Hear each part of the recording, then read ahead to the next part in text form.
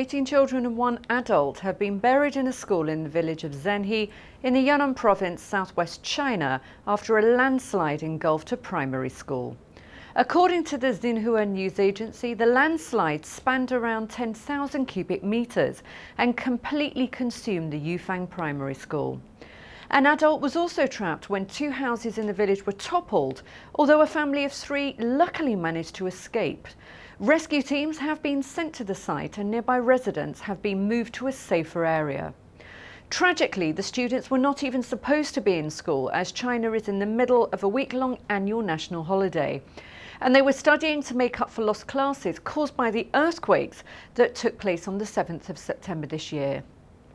This incident mirrors a landslide that also took place in Aberfan, Wales in 1966, when after heavy rain a slag heap collapsed and destroyed the school, killing 116 children and 28 adults.